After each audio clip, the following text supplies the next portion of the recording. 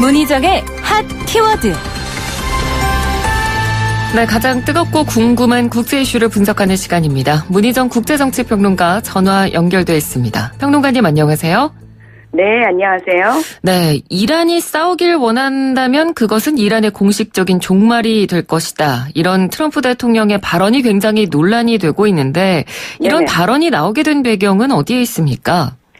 현지 시간으로 19일 이라크 수도 바그다드에 이라크 정부기관과 의회 그리고 각국 대사관이 몰려있는 미군 특별경계구역인 그린존 안 미국 대사관 인근에 로켓탄이 떨어졌는데요.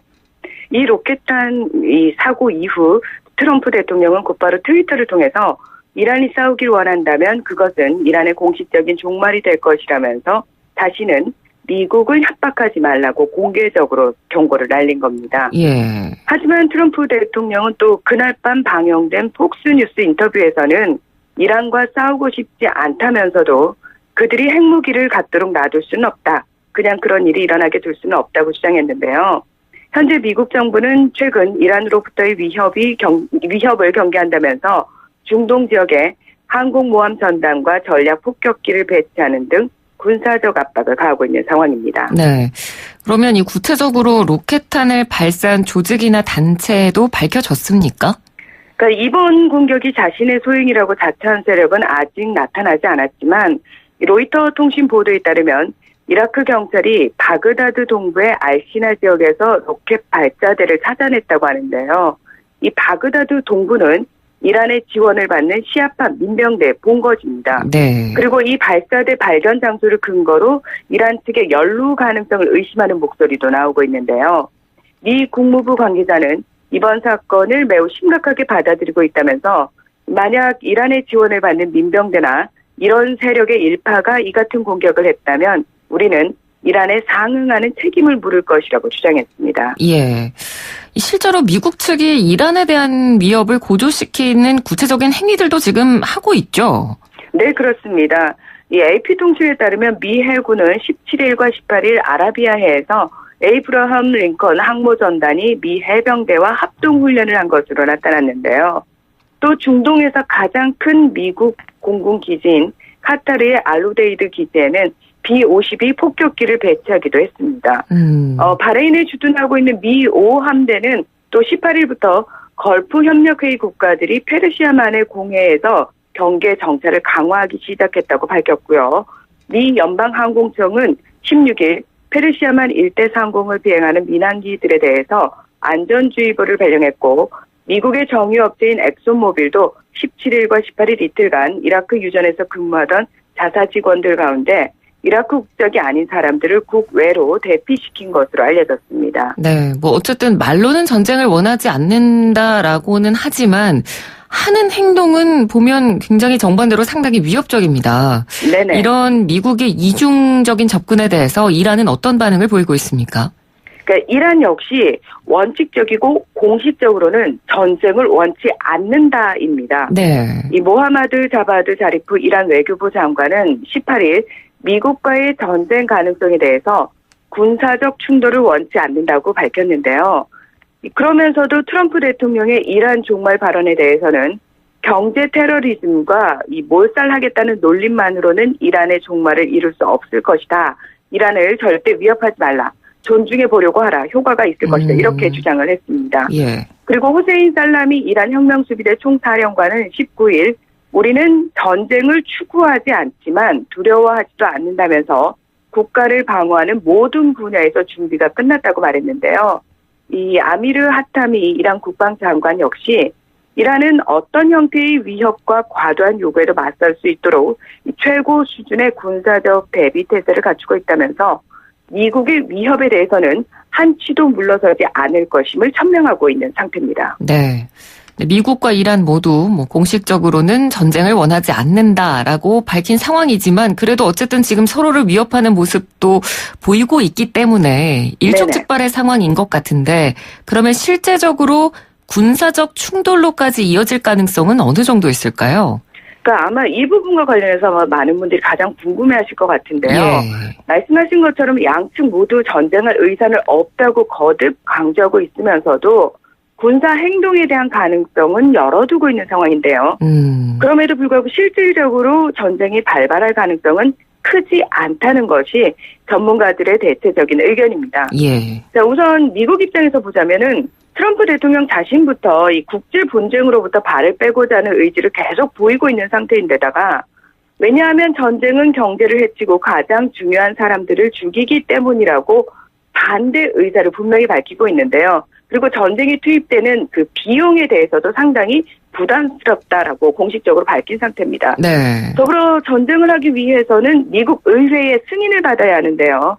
이 낸시 펠로시 민주당 소속 미 하원 의장은 트럼프 행정부가 이란과의 전쟁에 대한 승인을 받은 적이 없다고 주장을 했습니다.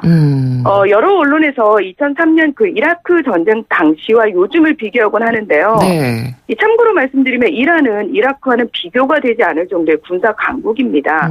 이 현역 군인 52만 3천 명에 예비군도 25만 명을 넘고요. 전시 동원 가능 병력은 약 80만 명으로 미국의 이라크 침공 당시 이라크 병력 44만 명의 2배 수준으로 알려져 있는데요. 네. 여기에 혁명수비대의 고속병을 활용한 자살폭탄 부대와 탄도미사일은 미군에게 실질적인 위협일 뿐만 아니라 또 중동 각지에 흩어져 있는 이슬람 시아파 무장 조직들 역시 오랜 시간 미군과 이스라엘을 위협해온 터라 결코 녹록지 않은 상대다 이렇게 말씀드릴 수 있습니다. 네. 전쟁이 목적이 아니라면 뭐 이렇게 하루가 멀다 하고 미국이 이란과의 갈등을 고조시키는 이유가 따로 있겠죠? 네. 트럼프 대통령의 목적은 이란 핵 합의를 일방적으로 탈퇴할 때부터 상당히 분명했습니다. 예. 그러니까 전 정권인 오바마 행정부와 맺은 핵 합의 내용이 잘못됐으니까 완벽하게 폐기하고 자신과 새로운 내용의 핵 합의를 다시 체결하자는 건데요. 네.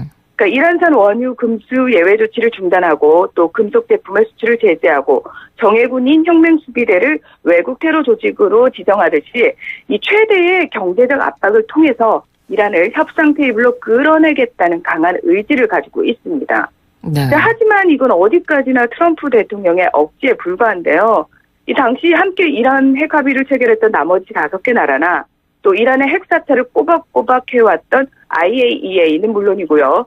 이 당사자인 이란 입장에서도 받아들일 이유나 명분이 전혀 없기 때문입니다. 그렇죠. 네. 이란의 최고 지도자인 아야톨라 알리 하메네이도 이란이 전쟁을 추구하지 않는다는 메시지를 공식적으로 발표를 했지만요. 그러면서도 미국의 지금 행정부와 협상하는 것은 해롭다면서 미국이 차려놓은 협상 테이블에 강제로 들어가지는 않겠다라는 입장을 거듭 공식적으로 밝히고 있습니다. 예. 미국이 어찌됐건 지금까지 계속 뭐 일방적으로 행동들을 보이고 있는데 국제사회에서도 비판의 목소리가 계속 나오고 있죠.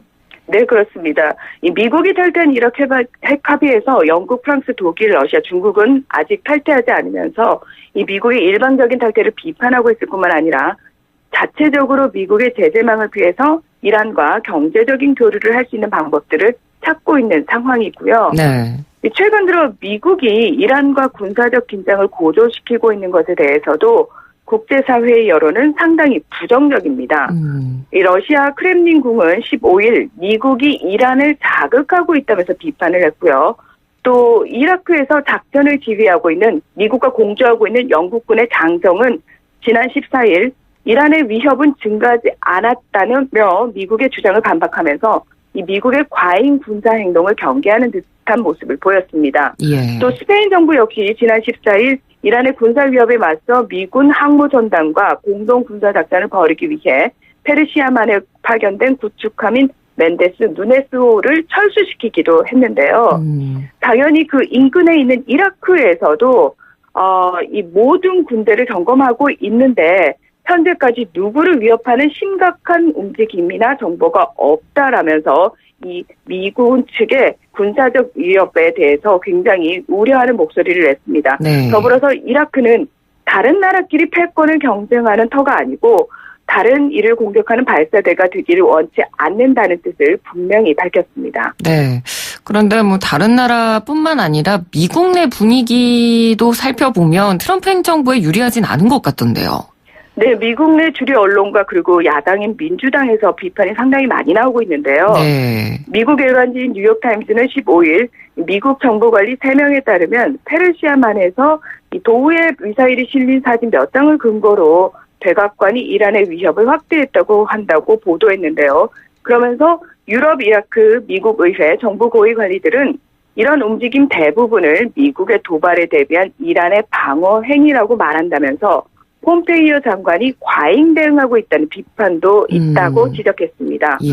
이 트럼프 대통령 옆에서 전쟁을 부추기는 존 볼턴 백악관 국가안보보좌관과 마이크 폼페이오 국무장관 등 강경파들과 또 끊임없이 이란을 자극해대는 이스라엘과 사우디아라비아 등에 대한 비판도 만만치 않은데요. 이 트럼프 대통령의 측근인 랜드폴 상원 의원은 이번 이란 문제와 관련해서 볼턴이 정부에 악영향을 끼치는 것 같아서 우려스럽다 이렇게 주장을 했습니다. 네. 또 이란 핵합의로의 복귀를 주장하는 민주당 측 인사들의 비판도 이어지는 상황인데요. 이 털시 게버드 하원 의원은 ABC 방송의 디스위크와의 인터뷰에서 트럼프 대통령이 이란과의 전쟁을 향한 위험한 길로 우리를 이끌고 있다고 성토하기도 했습니다. 예. 자, 오늘 말씀 여기까지 듣겠습니다. 고맙습니다. 네, 고맙습니다. 네, 지금까지 문희정 국제정치평론가였습니다.